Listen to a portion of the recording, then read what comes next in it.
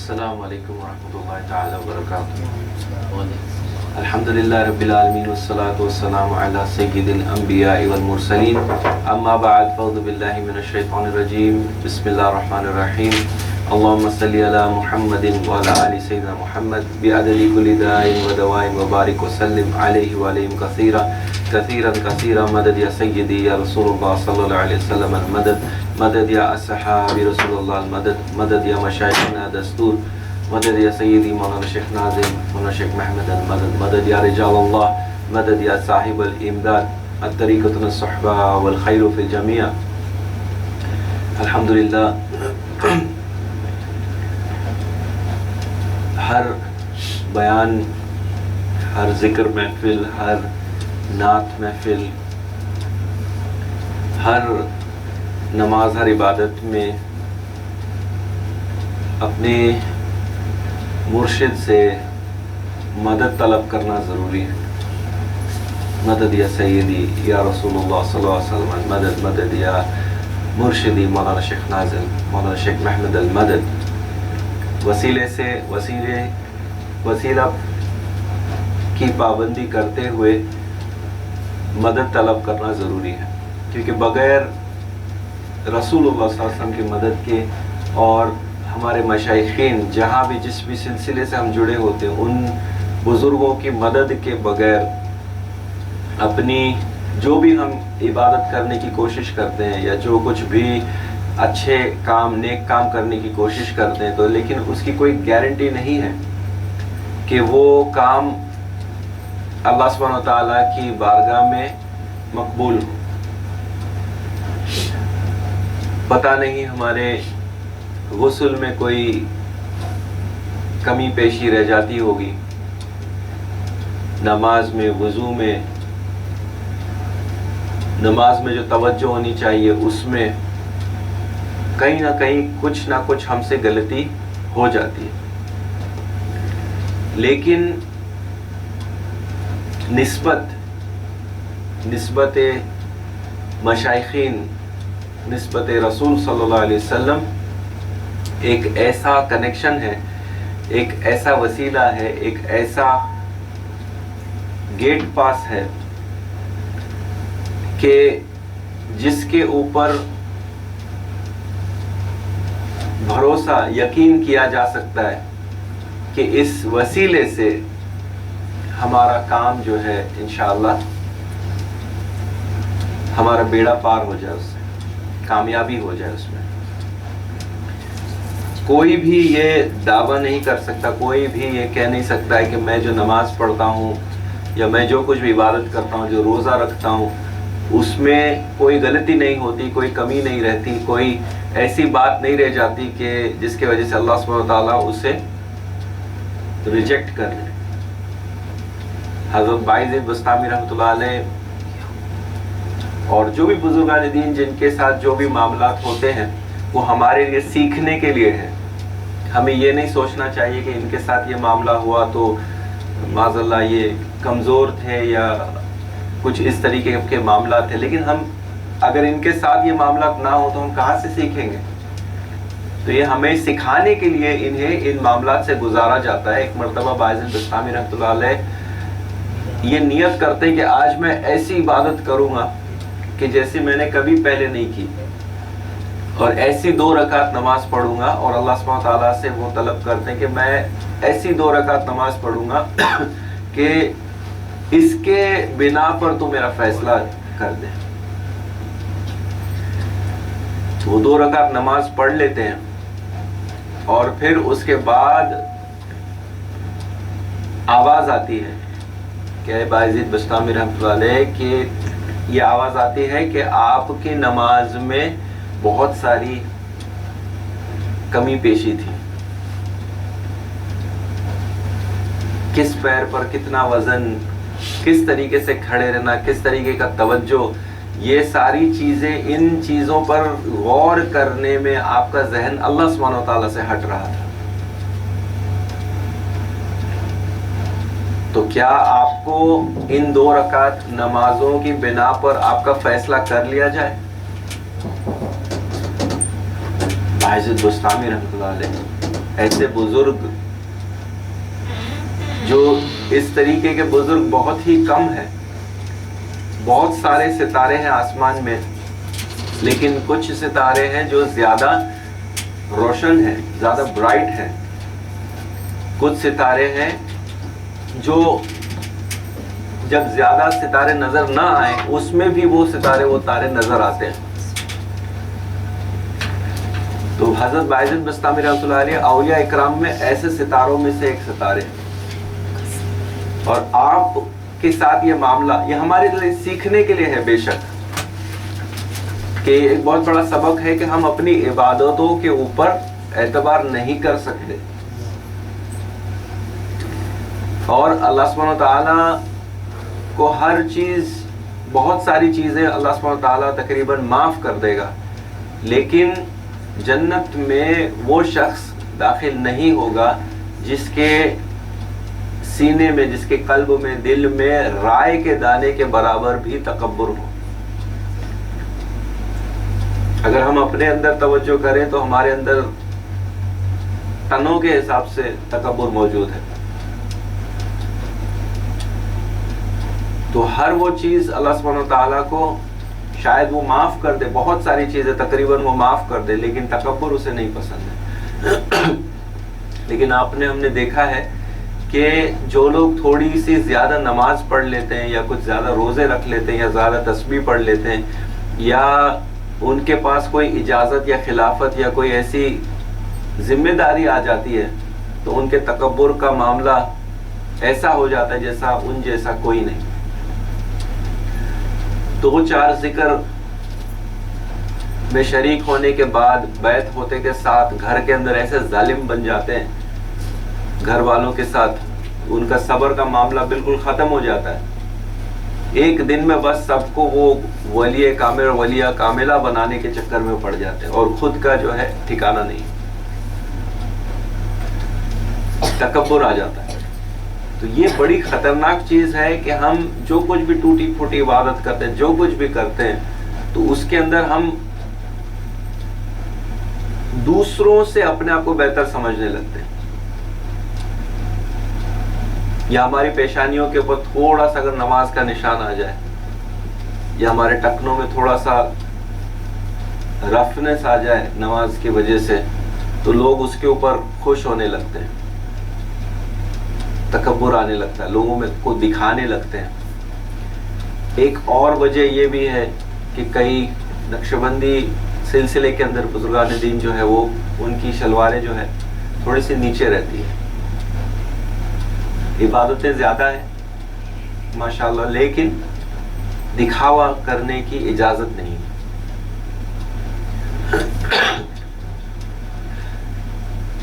قیامت میں جب لوگوں کو حاضر کیا جائے گا، سب کا حساب کتاب ہو رہا ہوگا، تو اس میں کچھ لوگ ایسے ہوں گے جن کے لیے ان کے عمل، نیک عمل کم پڑ جائیں گے، اور میزان پر جب ان کے عمل رکھے جائیں گے تو ان کے گناہ زیادہ ہوں گے اور نیکیاں کم پڑ جائیں گی، اور ان کے لیے فیصلہ ہو جائے گا کہ ان کو اب کھینچ کر گھسیٹ کر لے جاؤ اور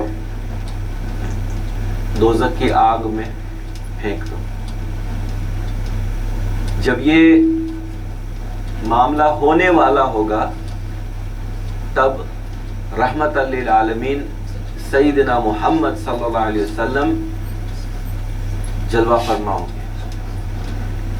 اور آپ حدیثوں میں اس طریقے سے آتا ہے کہ آپ وہ ایک حدیثوں میں آتا ہے کہ آپ وہ ایک درود شریف لیں گے جو اس بندے نے دل سے پڑھا تھا، اور اپنے دست مبارک سے اس کو میزان پر جو کمزور پڑھ رہا ہوگا اس پہ رکھ کر اپنے ہاتھ سے دبائیں گے، اور اس کو بھاری کر کے پھر کہیں گے کہ اب تم بری ہو. کہاں گئی وہ اتنی ساری عبادتیں؟ بہت ساری، مان لو زندگی بھر اس نے نمازیں پڑھ لی، سب کچھ کر لیا، لیکن اس میں تکبر تھا. صدقہ کر دیا، زکوٰۃ کر دیا، خیرات کر دیا، بہت کچھ کر لیا، نعتیں بھی پڑھ لیا، لیکن اس کے اندر گھمنڈ تھا، تکبر تھا. اس کے مقابلے وہ پورا پہاڑ بن گیا، لیکن اس کے مقابلے ایک درود شریف، ایک صلوات جو اس نے دل سے پڑھا تھا وہ بھاری پڑ گیا ان ساری چیزیں. اور اس ایک درود شریف کو بھاری کرنے کے لیے کون تشریف لائے؟ سرکار دو عالم صلی اللہ علیہ وسلم. تو اپنے عمل کے اوپر عمل کرنا ہے، بے شک ضروری ہے. ہر چیز بڑھ چڑھ کے زیادہ سے زیادہ عبادت کرنا ہے، ہر چیز ہمیں کرنی ہے، لیکن انا سے بچنے کی کوشش کرنا. جہاں بھی ایسے لگے کہ آج میں نے بہت زیادہ پڑھ لیا یا بہت اچھا کر لیا، تو سمجھو وہ شیطان آپ کے کان میں وسوسہ دے رہا ہے کہ آج تو نے بہت اچھی عبادت کر لیا. تو فوراً لا حول پڑھیں، اعوذ باللہ پڑھیں اور درود شریف پڑھیں. درود شریف پڑھیں اور ہر بار جب درود شریف پڑھیں تو اس حدیث کو یاد کر کے پڑھیں کہ یہ درود شریف وہ وسیلہ بن جائے گا ہمارے لیے جس کی وجہ سے ہماری بخشش ہو سکتی ہے. تو یہ وہ نسبت ہے، یہ وہ مدد ہے جس کی بات میں کہہ رہا تھا سٹارٹ میں، کہ ہم مدد مانگنے والوں میں سے ہیں، کیونکہ قرآن کا ہی حکم ہے کہ یہ مددگار ہے. تو جسے اللہ نے بتا دیا یہ مددگار ہے، پھر بھی ہم کہہ رہے نہیں ہم اس سے مدد نہیں مانگے، ہم تجھ سے مانگیں گے. تو یہ ایکسٹریم بیوقوفی ہے. سورہ فاتحہ کے اندر بھی بہت سے لوگ ایسے ہیں جن کی بات اس رات کو کرنا بھی شاید اس رات کو خراب کر دے. لیکن ایک بات یہ ہے کہ وہ لوگ یہ کہتے ہیں کہ سورہ فاتحہ میں یہ کہا جاتا ہے کہ اللہ میں تیری عبادت کرتا ہوں، تجھی سے مدد مانگتا ہوں. بے شک ہم اللہ کی عبادت کرتے ہیں، اسی سے مدد مانگتے ہیں. آگے کیا حکم دے رہا ہے اللہ سبحانہ وتعالیٰ کہ ہمیں کس کے ساتھ رکھ؟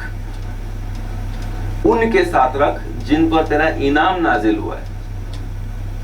تو یہ انسان کے ساتھ رکھنے والی بات فوراً عبادت کے بعد اللہ کہہ رہا ہے کہ مجھے اس انسان کے ساتھ رکھ جس پر تیرا انعام نازل ہوا ہے. کون ہے وہ؟ آگے قرآن میں نبیین، صدیقین، شہداء، صالحین.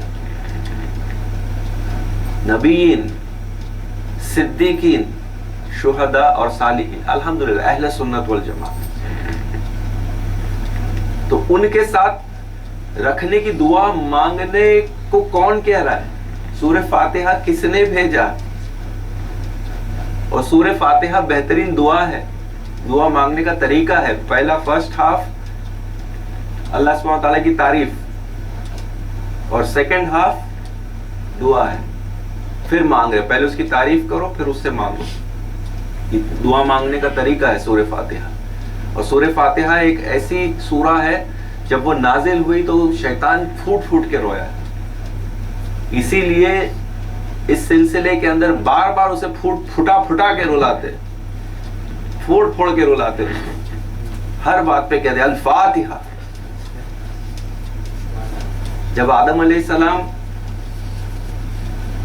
کی بخشش ہوئی، جب رسول اللہ صلی اللہ علیہ وسلم کی ولادت ہوئی، جب سورہ فاتحہ نازل ہوئی، ایسے کئی واقعات ہیں جس پر شیطان کو ایکسٹریم تکلیف ہوئی ہے. سورہ فاتحہ ان میں سے ایک ہے. تو یہ فاتحہ جو ہے یہ وسیلہ ہے. سورہ فاتحہ خود وسیلہ ہے، وسیلہ مانگنے کا طریقہ ہے. تو اس طریقے سے ہم چلتے ہیں. اہل سنت والجماعت کا طریقہ ہے یہ. اور یہ طریقہ جو ہے یہ کوئی نیا نہیں ہے. جس طریقے سے آپ اپنے شجرے میں پورے 41 سلسلے سلاسل کے شجرے لے لو، ہر وہ مشائخین بزرگان دین ایک ہی عقیدے پہ رہے. صحابہ اکرام اسی عقیدے پہ، ہم انہی کے عقیدے پر ہیں. حضرت خالد ابن ولید رضی اللہ تعالیٰ عنہ کا ایک مرتبہ جنگ میں جو ہیلمٹ تھا جنگ کا وہ گر گیا. تلوار پھینک کے آپ ہیلمٹ کے پیچھے بھاگ رہے اور اسے اٹھا کر اپنے سر پہ رکھا. جب صحابہ کرام نے پوچھا کہ آپ نے یہ کیا کیا، تو کہتے ہیں کہ اس کے اندر رسول صلی اللہ علیہ وسلم کا بال مبارک ہے جو میں اپنے تاج کے اندر رکھتا ہوں، جس کی وجہ سے میں جو بھی جنگیں جیتتا ہوں یا جو بھی میرے اندر جو وار اسٹریٹجیز آتی ہیں وہ اس کی برکت ہے. جب تک ہمارے نارمل لوگ جو ہمارے جسم سے کوئی چیز جڑی ہوئی ہے تو وہ ہم ہیں. بال ہو گئے, ناخن ہو گئے, یہاں تک ایون کسی کا ہاتھ ہے, وہ اگر ایک بار کٹ گیا تو اسے یہ نہیں کہتے کہ یہ اس کے نام سے نہیں پکارتے. انسان مر گیا اس کو اس کے نام سے نہیں پکارتے, میت کہتے ہیں. میت کب جا رہی, یہ نہیں کہتے کہ یہ آدمی کب جا رہا ہے, اس کو کب لے جا رہے. کیوں؟ کیونکہ اس کے اندر سے جان ختم ہو گئی. رسول اللہ صلی اللہ علیہ وسلم کا بال مبارک حضرت خالد بن ولید اپنے تاج میں رکھ رہے ہیں. صحابہ رسول صلی اللہ علیہ وسلم کے بعد صحابہ اکرام اسلام کو سب سے بہتر جانتے تھے. معاذ اللہ, کیا وہ مردہ چیز کو اپنے تاج میں رکھتے؟ جاندار کو ہی رکھیں گے نا. آپ کا میرا ہمارا کوئی بال یا ناخن یا کوئی چیز ایسے اس طریقے سے رکھ لے گا؟ کوئی نہیں رکھے گا. کیوں؟ کیونکہ وہ مر چکا ہوتا ہے, وہ اس کی گروتھ ختم ہو جاتی ہے, وہ بڑھتا نہیں ہے. لیکن 1450 سال ہو گئے, رسول صلی اللہ علیہ وسلم کے بال مبارک جو ہے وہ بڑھ رہے ہیں, حرکت کرتے ہیں, بڑھتے ہیں. خوشبو اس کی, ہر بال کی خوشبو یونیک ہے. شیخ احمد الخضر جی جو ابو دھابی میں صحابہ اکرام کی آل سے ہیں, ان کے وہاں پر بہت سارے تبرکات ہیں. خزرج قبیلے سے جب سرکار صلی اللہ علیہ وسلم نے اپنے زلف مبارک کو جو بانٹا تھا تو اس وقت آپ نے ایک گچھا خزرج قبیلے کو دیا تھا. تو یہ گچھا جو ہے آج بڑھتے بڑھتے یہ تقریباً 5-6 فیٹ اس کی لینتھ ہو گئی ہے. ہم لوگ زیارت کر چکے ہیں اس کی, اور یہاں تک وہ ایئر ٹائٹ گلاس کے ڈسپلے کے اندر وہ بال مبارک کا گچھا درود شریف پڑھ رہے تو حرکت کر رہا تھا.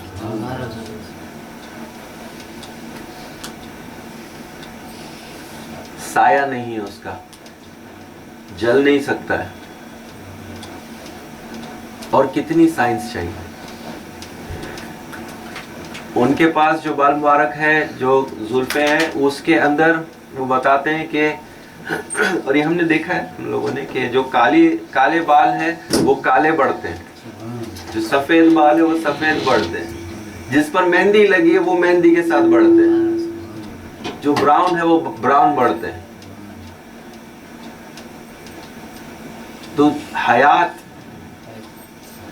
سرکار صلی اللہ علیہ وسلم کہ صرف نہیں کہہ سکتے ہم لوگ, بال مبارک جو ہے وہ انف ہے اہل سنت والجماعت کا عقیدہ بیان کرنے کے لیے.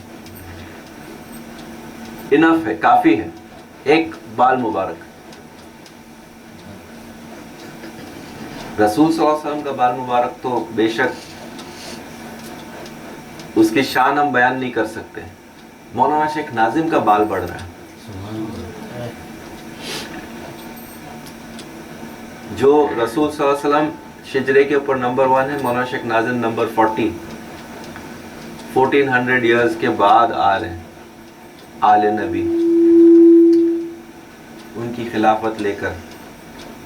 آپ کا بال جو ہمارے پاس یہاں انشاءاللہ آپ لوگ کل زیارت کریں گے, وہ بھی بڑھ رہا ہے. تو یہ صفت جو ہے یہ لوگ اولیاء اللہ رسول صلی اللہ علیہ وسلم سے ان کو حاصل ہوتی ہے. تو یہ وسیلہ, کہنے کا مقصد یہ ہے آج کہ اپنی عبادتوں پر, اپنے جو کچھ ہم کرتے ہیں انہیں کرنا ضروری ہے, لیکن اس پر ریلائی نہیں ہو جانا ہے کہ ہم اس عبادت کے وجہ سے پار ہو جائیں گے, کامیاب ہو جائیں گے. اللہ سے دعا مانگنا ہے کہ ہماری یہ ٹوٹی پھوٹی عبادت کو جو ہم پڑھنے کی کوشش کر رہے ہیں اسے قبول کر, رسول اللہ صلی اللہ علیہ وسلم کے واسطے سے. ورنہ آپ کوئی چیز خریدنے جاتے, ایک موبائل لینے جاتے, ٹوٹا ہوا موبائل ہے, اسکرین ٹوٹا ہوا ہے, دکان والا کہے گا قبول کر, نہیں کرے گا کوئی. کیوں کرے گا؟ ویسے ہی ہماری عبادت, اسکرین ٹوٹا ہوا ہے, قبول کر. اللہ سبحانہ تعالیٰ کہے گا قبول کر, اس کی اوقات ہے قبول ہونے کی؟ اس کی اوقات نہیں ہے کہ میں اسے قبول کروں. لیکن جب وسیلہ اس میں لگ جاتا ہے رسول اللہ صلی اللہ علیہ وسلم کا, ہمارے مشائخین کا, پھر بات الگ ہو جاتی ہے. ایڈمیشن بہت سے لوگوں نے اس طریقے سے لیا ہوگا کالجز کے اندر کہ مارکس کم ہے, کچھ ہے, لیکن وسیلے سے جاتے ہیں کسی کے, تو کالج قبول کر لیتا ہے. ٹھیک ہے چلو تمہارے مارکس کم ہے, کچھ ہے, لیکن تم ایم ایل اے کے خاص ہو یا جو بھی ہو, تو اتنے بڑے وسیلے سے آئے ہو یا اس کا لیٹر لے کر آئے ہو, تو پھر معاملہ ختم ہو جاتا ہے. بس اتنی سی بات کہنی تھی, جو بات اتنی سی نہیں ہے, بہت بڑی ہے. اور کچھ بات ایک اور جو میں کل بھی بیان میں وہاں پر میں نے کہا تھا, لیکن زیادہ تر لوگ یہاں سے اس محفل میں موجود نہیں تھے, تو وہ بات یہاں پر دہرانا بہتر ہے. ایک مرتبہ میں جب فلپینز میں تھا, تو وہاں پر ایک میرے خیال سے اس بات کو 10-12 شاید 10 سال کے اوپر ہو گئے, تو وہاں پر ایک بزرگ سے ملاقات ہوئی جو تقریباً 85 کے آس پاس عمر ہوگی ان کی. تو وہ پورا دورے میں وہ مجھے غور سے دیکھتے رہے, میرے ساتھ جیسے کڑی نظر رکھا آپ نے. اور آخری دن سیکنڈ لاسٹ ڈے, مطلب سیکنڈ لاسٹ رات کو وہ میرے پاس آئے, کہتے ہیں کہ I want to speak to you, کچھ خاص بات کرنی ہے الگ سے. ٹھیک ہے, تو جب بیٹھے تو آپ نے بتایا کہ لیٹ 60s یا ارلی 70s میں میرے خیال میں, جب وہ ایئر فورس میں تھے, تو اس وقت حج یا عمرے کے لیے گئے اور مدینہ شریف میں پہنچے, تو سرانے کی طرف آپ بیٹھے ریاض الجنہ میں, اور آپ کو وہاں پر ایک بزرگ ملے جنہوں نے کہا کہ آپ حضور صلی اللہ علیہ وسلم کی زیارت کرنا چاہیں گے. تو وہ کون نہ کہے گا, کون سا ایسا عاشق ہوگا جو نہ کہے گا. تو آپ نے بالکل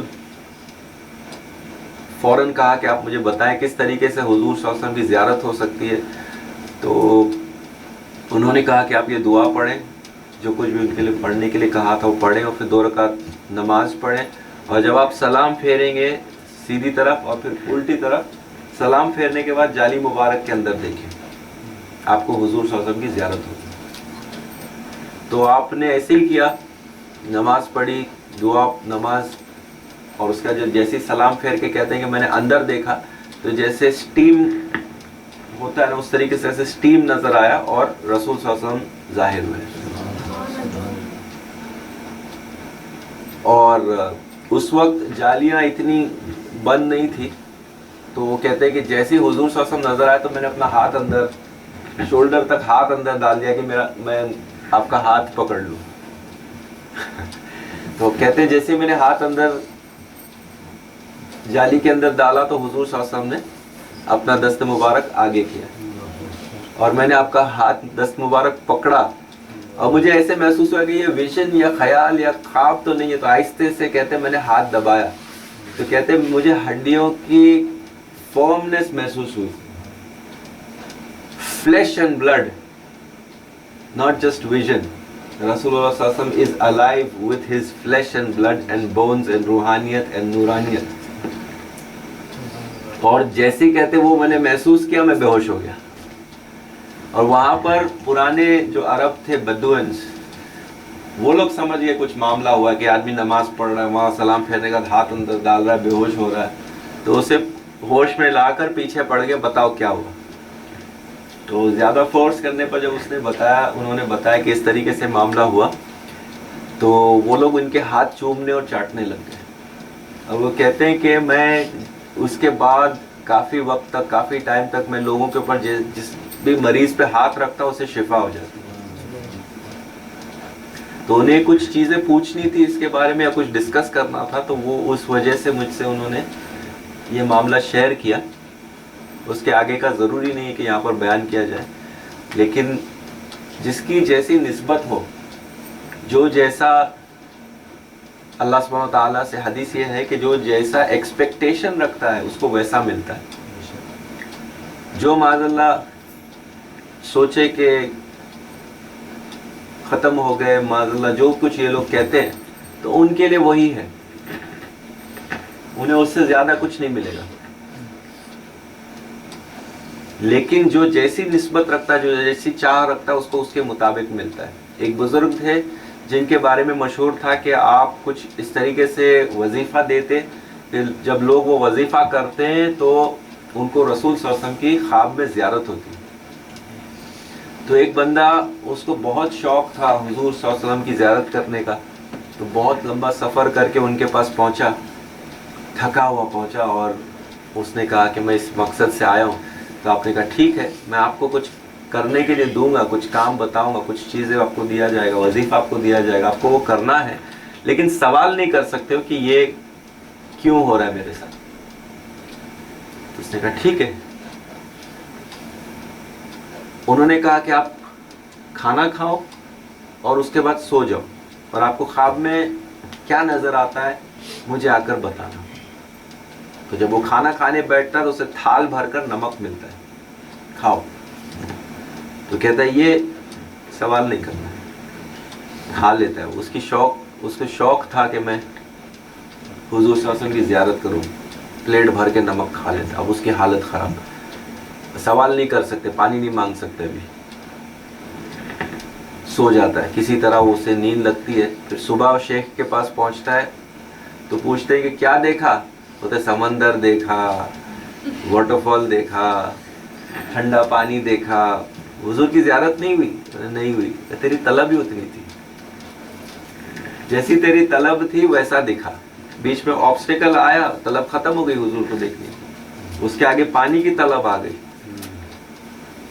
تو جس کی جیسی طلب رہے گی اس کو ویسا ملے گا.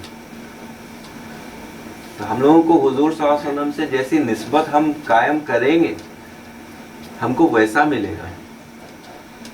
جو لوگ یہ نیت رکھیں گے کہ قبر میں رسول صلی اللہ علیہ وسلم کی زیارت ہوگی تو میں جا کر قدم چوموں گا، تو یہ آپ کے اور آقا کے بیچ کی بات ہے، آقا اور امتی کے بیچ کی بات ہے.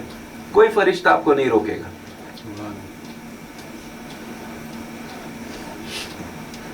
لیکن جو یہ سوچے گا ہاں آپ ان کے بارے میں کیا کہتے تو میں یہ کہتا تھا، تو وہ وہیں تک رہ جائے گی. لیکن جو مرنا چاہے گا کہ حضور صلی اللہ علیہ وسلم کی زیارت ہو فیس ٹو فیس، تو پھر وہ تو چاہے گا کہ جلد سے جلد یہاں سے جو بھی ہے معاملہ ریپ اپ کرو، نکلو، بھاگو یہاں سے، وہاں جا کے زیارت کرنا ہے. وہ تو کنفرم ہے نا، وہاں تو زیارت ہونی ہے. تھرڈ سوال میں خواب میں نظر آئے نہیں آئے، ہمارے عمل بیچ میں آ جائیں گے، پتہ نہیں ہے. خواب میں اگر دکھ گئے تو اس کو ظاہری طور پر نظر آئیں گے، لیکن ہمارے گارنٹی نہیں ہے دکھے نہیں دکھے. قبر میں تو کنفرم ہے. تو اس کے لیے ہمیں کیا کرنا ہے؟ اس کی تیاری کرنی، ویسی نیت رکھنی کہ جب نظر آئیں گے تو میں یہ نعت پڑھ کے سنوں گا، میں یہ کروں گا، میں وہ کروں گا، میں اس طریقے سے تیار ہو کے جاؤں گا وہاں پر آپ کے سامنے، اس طریقے سے اپنا تزکیہ نفس کر کے جاؤں گا کہ جب وہاں جاؤں تو اچھا ویلکم ہو سکا، چہرہ نہ پھرا لیں.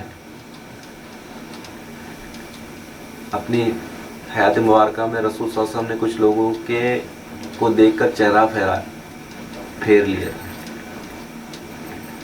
تو اس ڈیٹیل میں اس وقت نہیں چاہتے ہیں، لیکن وہ اس پر غور کرنا ہے کہ وہ کون سی کیٹیگری ہے جس سے حضور چہرہ پھرا لیتے ہیں، اور اس کیٹیگری کے دور دور تک ہمیں نہیں پہنچنا ہے.